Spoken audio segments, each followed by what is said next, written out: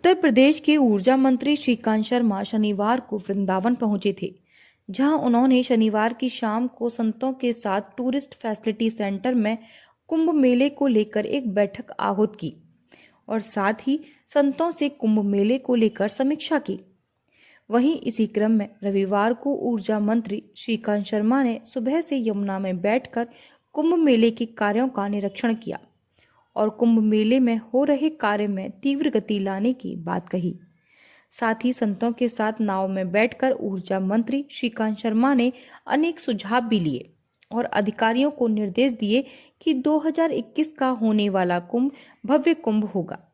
इस बारे में जानकारी देते हुए ऊर्जा मंत्री श्रीकांत शर्मा और महंतों ने बताया कि मंत्री जी ने जो काम हम सोचे नहीं थे वो काम इन्होंने अभी जमुना जी में आए, नाव में बैठे चर्चा हुई, इतने हम संतुष्ट हैं। ऐसा मेला होगा जहाँ जैसे पहले कभी हुआ नहीं। दूसरा, मंत्री जी का एक सुझाव था, अपने हृदय से ही बोले कि यहाँ मैं किसी आश्रम में रात को रुके करूँगा और मेरा प्रवास यहीं रहेगा मेला क्षेत्र में, और यहाँ कोई भी कमी किसी भी प्रकार की होगी तो उसकी जिम्मेदारी मेरी है। जैसे यहाँ गिरिराज जी को उठाया था सब ब्रजवासियों ने मिल करके, ऐसे ही पूरे कुंभ के भार को मंत्री जी ने स्वयं उठा लिया है।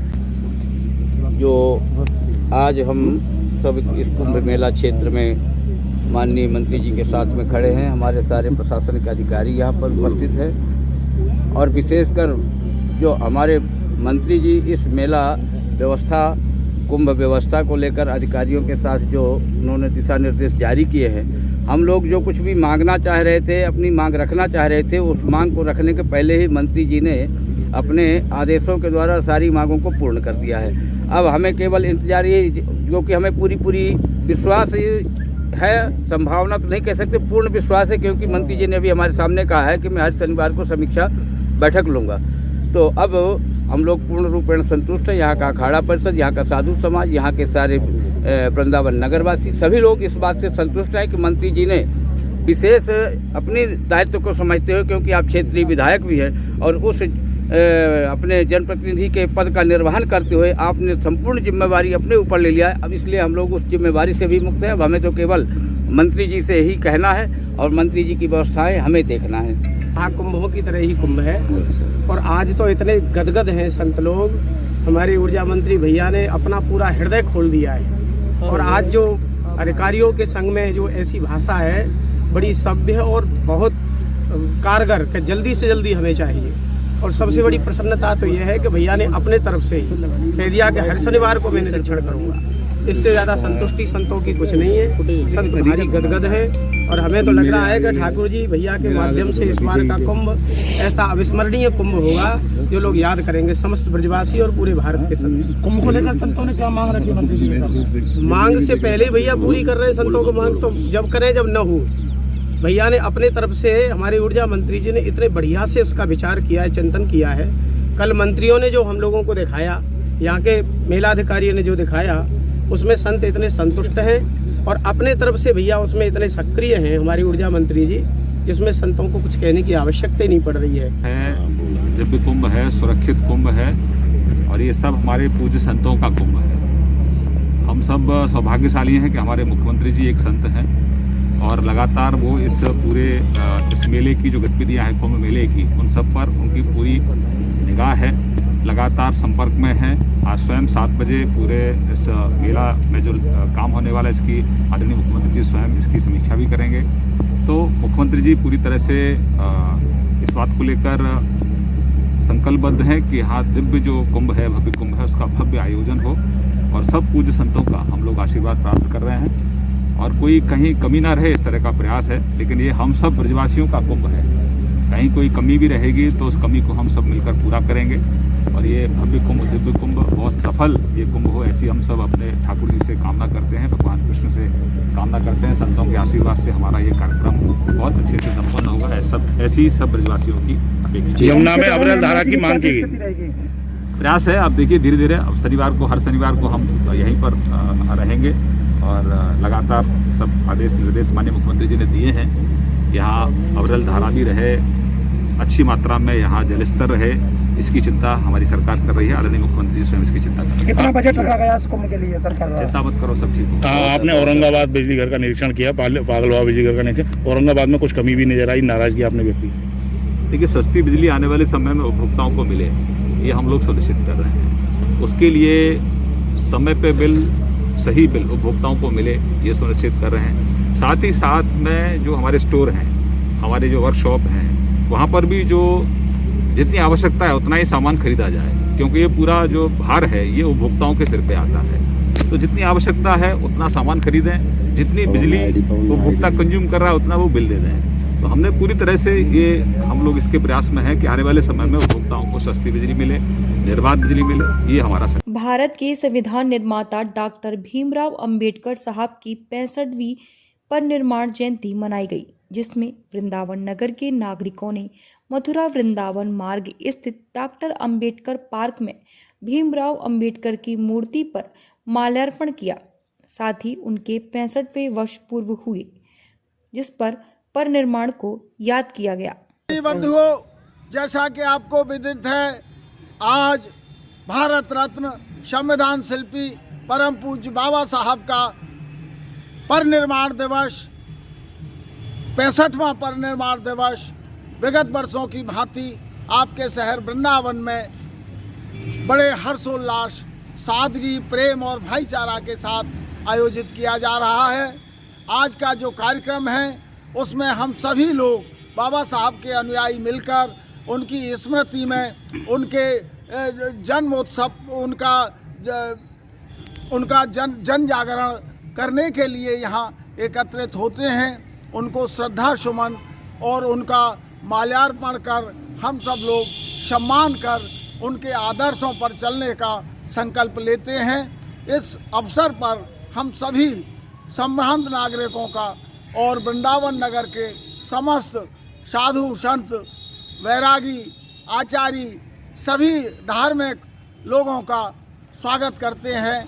जय भीम, जय। मथुरा शहर कोतवाली क्षेत्र के KR डिग्री गर्ल्स कॉलेज के सामने घूम रहे 2 युवकों से पूछताछ किए जाने पर एंटी रोमियो स्क्वाड की टीम के साथ अभद्रता किए जाने का मामला सामने आया है। जानकारी के अनुसार KR गर्ल्स डिग्री कॉलेज के बाहर घूम रहे 2 युवकों से जब सिविल ड्रेस में तैनात महिला पुलिसकर्मियों ने कॉलेज के बाहर घूमने का कारण पूछा, तो दोनों युवक महिला पुलिसकर्मियों से ही अभद्रता करने लगे। जब पूछताछ कर रही महिलाओं ने खुद को पुलिसकर्मी बताया, तो युवक पुलिसकर्मियों से उनका आई कार्ड मांगने लगे। एंटी रोमियो स्क्वाड में तैनात महिला पुलिसकर्मी ने अपना कार्ड दिखाया, तो दबंगों ने यह कौन है कहकर महिला पुलिसकर्मी का आई कार्ड ही फाड़ दिया और उसने अभद्रता की। इतना ही नहीं, दोनों युवकों ने अपने परिजनों को भी बुला लिया और परिजन भी पुलिसकर्मियों से अभद्रता करने लगे और मारपीट भी की। दबंग युवकों और उनके परिजनों द्वारा पुलिस से मारपीट करने की सूचना जैसे ही शहर कोतवाली पुलिस को लगी, तो आनन फानन में इलाका पुलिस मौके पर पहुंच गई और 2 युवक युवतियों सहित 7 लोगों को मौके से गिरफ्तार कर लिया। पुलिस द्वारा पकड़े गए 7 लोगों को पुलिसकर्मियों से मारपीट, सरकारी कार्य में बाधा और महिला पुलिसकर्मियों का आई कार्ड फाड़ने के मामले में मुकदमा दर्ज कर जेल भेज दिया है। इस प्रकरण में CO सिटी वरुण कुमार ने बताया कि ये थाना क्षेत्र कोतवाली जनपद मथुरा का प्रकरण है। आज दोपहर करीब 12:30 बजे के करीब जब हमारी थाने की एंटी रोमियो टीम द्वारा KR डिग्री कॉलेज के पास शोधे टाइप के व्यक्तियों की चेकिंग की जा रही थी, तो चेकिंग के दौरान कुछ लड़कों द्वारा एंटी रोमियो टीम के साथ बदतमीजी की गई है, उनके कॉलर इत्यादि पकड़े गए हैं। इसकी सूचना पे तत्काल थाना कोतवाली नगर की पुलिस मौके पे पहुंची और हम लोगों ने कुल 7 अभियुक्तों को इस संबंध में गिरफ्तार करके सभी के विरुद्ध कठोर धाराओं में मुकदमा पंजीकृत करके जेल भेजा जा चुका है। अग्रिम विधिक कार्रवाई की जा रही है। आज वृंदावन स्थित अंबेडकर पार्क में मुलायम सिंह यादव यूथ ब्रिगेड के पदाधिकारियों के द्वारा संविधान निर्माता भारत रत्न बाबा भीमराव अंबेडकर की पुण्यतिथि, उनके सिद्धांत एवं कार्यों को याद कर मनाई गई। मुलायम सिंह यादव यूथ ब्रिगेड जिलाध्यक्ष पंडित भारत भूषण शर्मा एवं वरिष्ठ सपा नेता डॉक्टर राजन रिजवी ने संयुक्त रूप से बताया, देश में समानता का अधिकार, मौलिकता के स्वरूप की संरचना बाबा साहब ने की थी। आज विदेशों में भी उनके सिद्धांतों से ही समानता एवं मानवता का भाव आम जनमानस में बाबा साहब ने एक नारा दिया था, शिक्षित बनो, संगठित रहो, संघर्ष करो। उन्हीं सिद्धांतों पर आज भी देश के किसान, गरीब जनता के साथ समाजवादी पार्टी संघर्ष करने का काम करती है।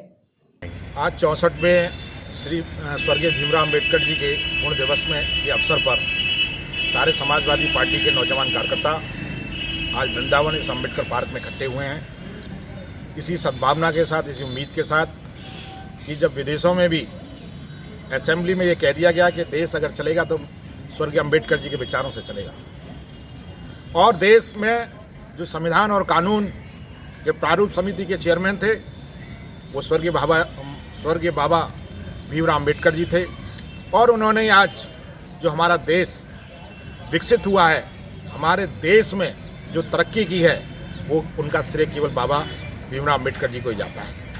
और मैं किसी भी पार्टी का नाम ना लेकर मैं प्रधानमंत्री जी को सद्बुद्धि देते हुए कहता हूं कि आप भी भीमराव अम्बेडकर जी के बताए हुए रास्ते पर चलने का प्रयास करें, क्योंकि भीमराव अम्बेडकर जी ऐसे विद्वान व्यक्तित्व थे, इतने बुद्धिमान थे कि उन्होंने आज से कितने वर्षों पूर्व ये सब लिख दिया था कि ये सब देश के लिए, ये सब कानून ये काम आएगा। आज कानून के तहत ही हमारा देश, जो कानून, हमारा देश सबसे पहले लिखित संविधान है, इनसे 395 अनुच्छेद 10 अनुसूचियां हैं, इसमें मौलिक अधिकार हैं, इसमें मूल कर्तव्य हैं, इसमें समानता का अधिकार है, स्वतंत्रता का अधिकार है, सारे, ऐसा कोई भी अनुच्छेद नहीं है, ऐसा कोई भी नहीं है इसमें वाद विवाद हो, सबको धार्मिक स्वतंत्रता का अधिकार है, और ऐसा उनने कोई कानून नहीं छोड़ा, कोई ऐसा छोड़ा, शोषण के विरुद्ध अधिकार है, और उन्होंने सारा जो कानून बनाया बहुत अच्छा बनाया। उसी के अनुसार चलने के लिए हम आज संकल्पित हैं, समाजवादी पार्टी के युवा उन्हीं के पड़ा सोच, उन्हीं के अनुसार उनके बताए हुए सदमार्गों पर चलेंगे। थाना सासनीगेट क्षेत्र के पला साहिबाबाद में कुछ दिन पूर्व एक युवती गैर संप्रदाय के युवक के साथ चली गई थी, जिसको लेकर संप्रदाय में तनाव की स्थिति बन गई थी। अपहरण के कई दिन बीत जाने के बाद भी युवती का कोई सुराग अब तक पुलिस के हाथ नहीं लगा है।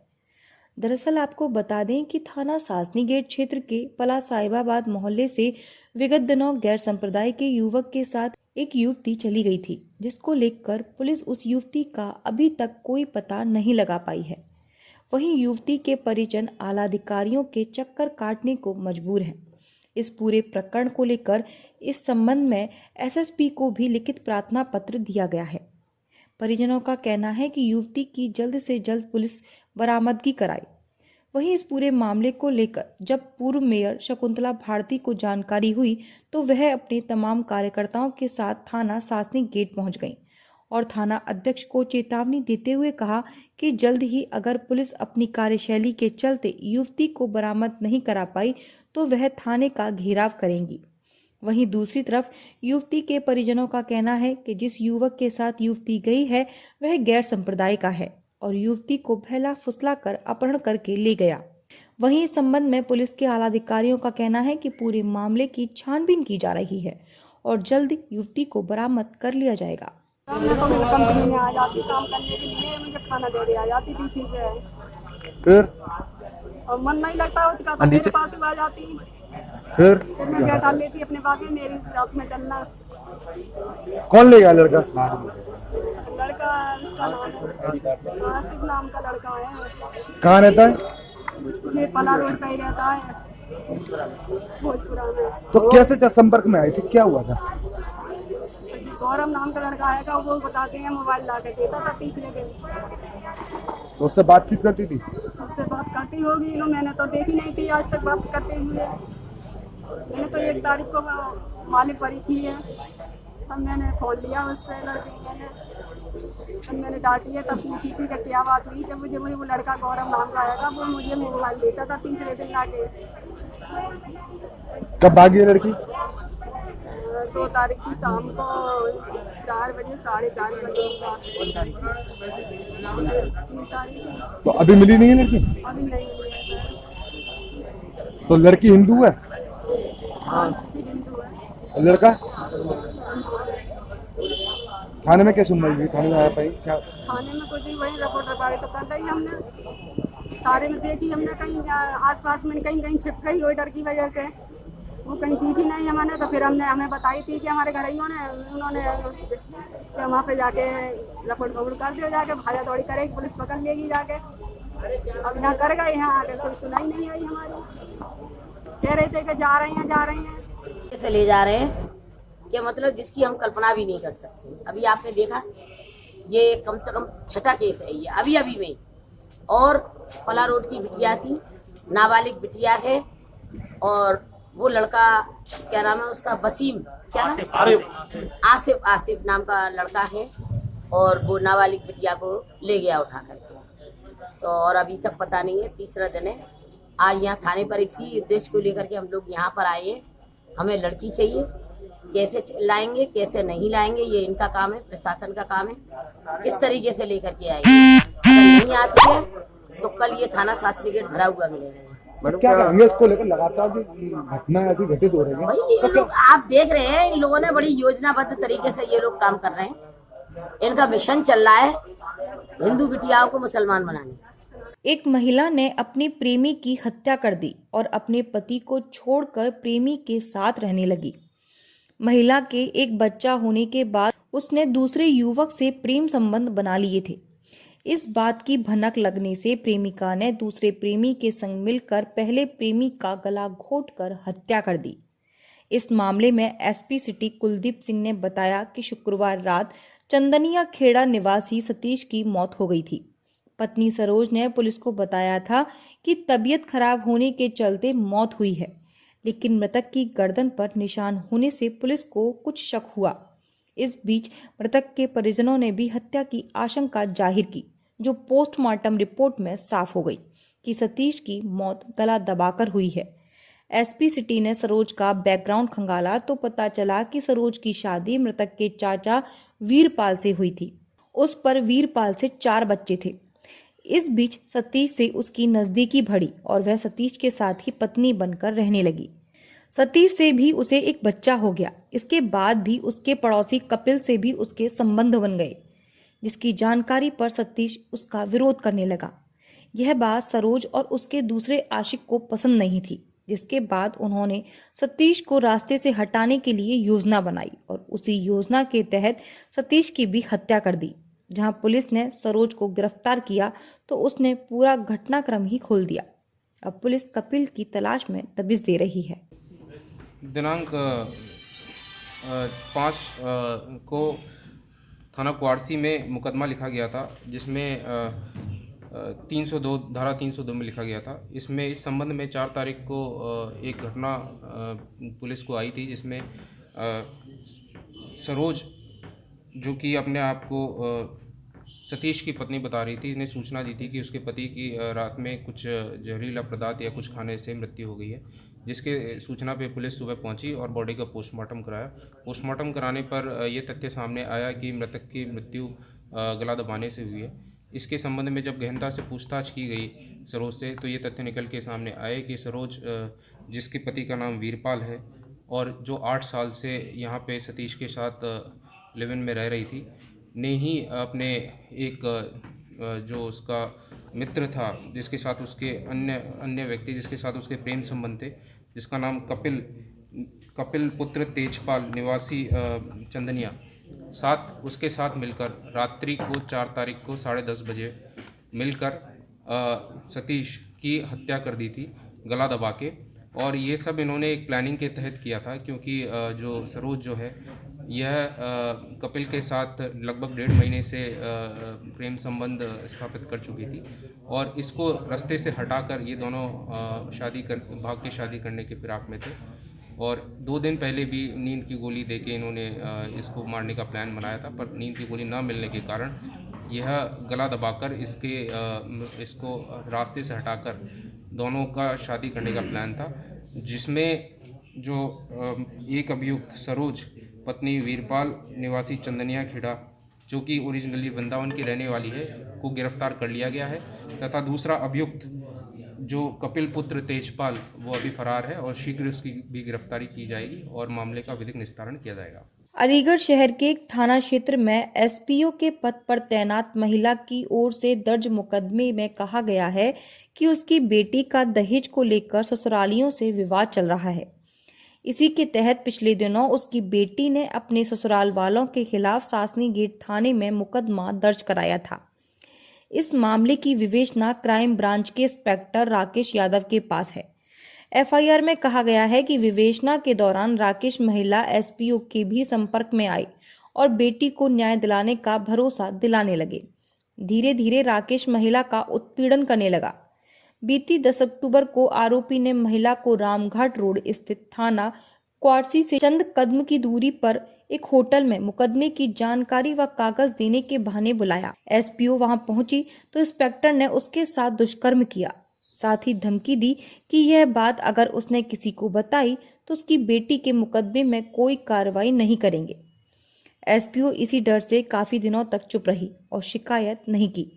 रिपोर्ट में कहा गया कि इंस्पेक्टर महिला की चुप्पी का फायदा उठाने लगा और आए दिन फोन करके होटल बुलाकर मनमानी करने लगा। वह फोन पर भी घंटों अश्लील बातें करता रहा। पीड़ित ने शिकायत उच्च अधिकारियों से करने की बात कही तो इंस्पेक्टर ने महिला को थाना सासनी गेट बुलाकर जान से मारने की धमकी दी। शुक्रवार को महिला ने एसएसपी मुनिराज को पूरे मामले की जानकारी दी। पीड़ित ने कप्तान को आरोपी का ऑडियो भी सुनाया। एसएसपी ने घटना का संज्ञान लेते हुए इंस्पेक्टर को निलंबित कर दिया। इसके साथ ही आरोपी के विरुद्ध मुकदमा दर्ज करने के आदेश दिए। बेटी का केस चल रहा है दहेज एक्ट का, जो क्राइम ब्रांच में चल रहा है। उसके जो आईओ हैं राकेश यादव हैं, उन्होंने मुझे कागज़ के बहाने से बुलाया कि आप अपनी बेटी के सब कागज़ लेकर मेरे पास आ जाओ विकास होटल पर। मैंने कहा मैं कि सर मैं होटल पे क्यों आऊँ, आप ऑफिस में बुला लो मुझे। लेकिन नहीं, बोले कि मैं होटल में रुका हुआ हूँ और आप होटल पे ही आ जाओ, मैं आपकी बेटी के सब कागज़ देख लूँगा। मैं वहाँ पे चली गई।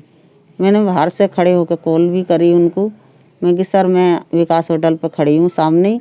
तो वो बोले कि मैं ठीक है, मैं नीचे उतर के आ रहा हूँ। वो नीचे उतर के आए तो फिर मेरे को अंदर ले गए, अपने कमरे पे ले गए। 102 नंबर कमरा उनका।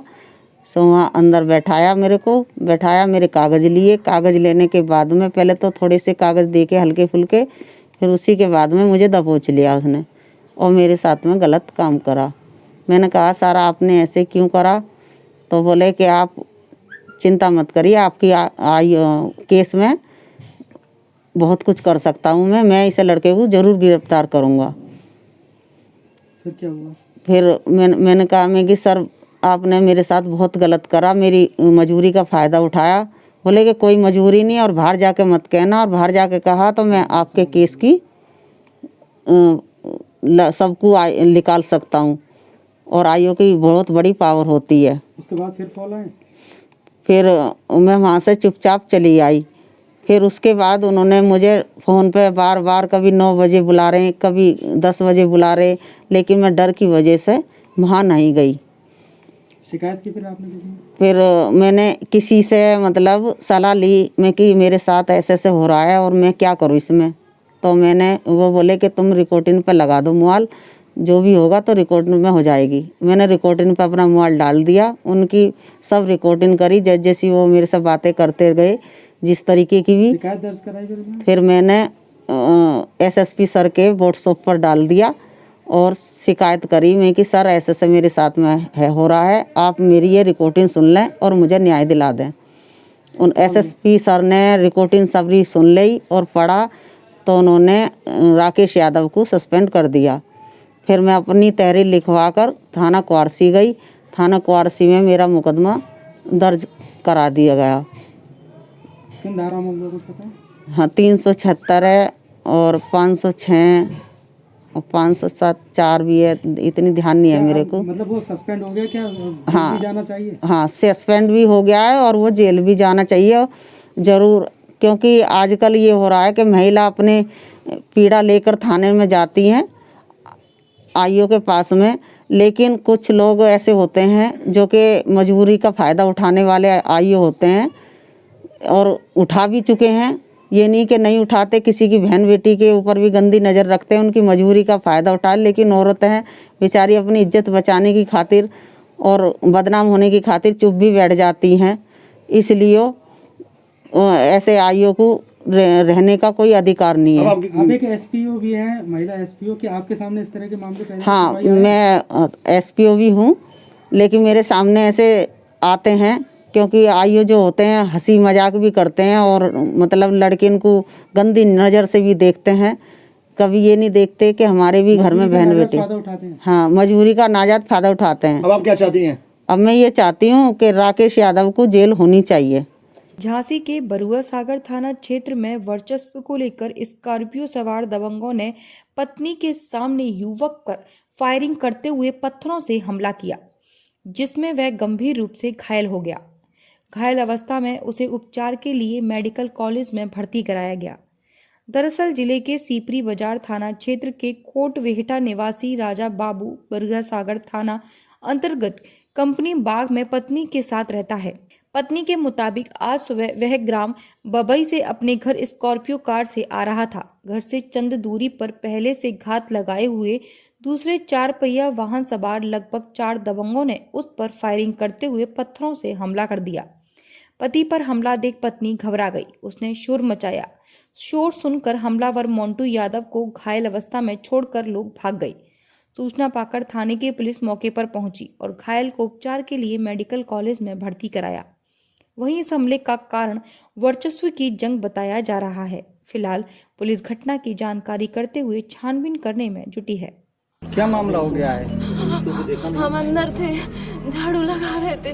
वो अभी बाबे से आए थे मामा के यहाँ से, तो उन्होंने आवाज दी, कहने लगे कि मेघा। हमें सोचे पता नहीं क्या होगा, कभी तो आवाज नहीं लगाते, आज क्यों लगा रहे। तो हमने नीचे उतर के देखा तो राहुल और बबलू और सौरभ और प्रदीप उते खड़े थे। सुजिन और ने पहले तो खूब खंडा पट के बहुत मारो, गोली मारी और फिर फरुआ से ऐसे करके उन्हें बहुत भयंकर मारो और फायरिंग करी 3-4। हम नीचे आ लगे, सो हमें मतलब गेट की कुंडी लगा दी कि हम नीचे ना आ पाए, और कह रहे थे अगर ज्यादा मत चलाओ ना तो तुम्हें भी गोली मार दे, तुम्हें भी मार डाल। क्या बंदूक लिए थे कि तमंचा? वो इतना सा था, कुछ सिल्वर कलर का है, कट्टा था है। तो उन्होंने 3-4 फायरिंग की और उनके यहाँ मारा और फरुआ से यहाँ मारा, बहुत भयंकर सिर में भी मारा और इतनी बड़ी बड़ी गुम्मा उठा। कौन घायल हुआ है? हमारे पति। क्या नाम है? मोंटू यादव। और कितने लोग लिए थे तमंचा? 2 लोग, राहुल और बबलू, और सौरभ खंडा लिए था। और फिर राहुल और बबलू ने फरुआ उसको पकड़ा, उसको फिर उसने फरुए से मारा, फरुआ भी मारे और तमंचा भी चलाया। धमकी दे रहे थे कि तुम्हें पूरे घर भर को मार डालेंगे, अगर तुम नीचे उतर के आई तो हमें भी ऐसे करके ऐसे बंदूक दिखा रहे थे कि हम तुम्हें भी मार डालेंगे। तो हम नीचे नहीं आ पाए और कह रहे थे अगर पुलिस को फोन लगाया तो फिर और मार ही डालेंगे। बिल्कुल हो गया है। मोंटू यादव जो सिपरी बाजार का रहने वाला था, आज अपने मामा के यहाँ से 11 बजे करीब यहाँ आया, तो इसके विपक्षी इस पर गोली से कट्टे से फायर किए। दोनों पैरों में गोली लगी है। 4 गोली है। दोनों पैरों में गोली लगी है, जिसको हॉस्पिटल। कितने हमलावर रहे सर? 4 हमलावर रहे, जो राहुल, सौरभ, प्रदीप और बबलू। तो सर जो घायल हुआ है उसे कहाँ गोली लगी?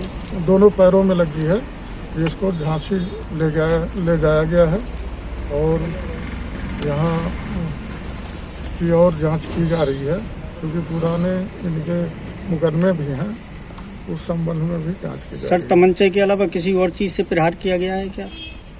अब बताया जा रहा है कि फावड़े से भी मारा गया है और शांति व्यवस्था कायम है, कोई विशेष बात नहीं है। अभियुक्तों की गिरफ्तारी का प्रयास किया जा रहा है।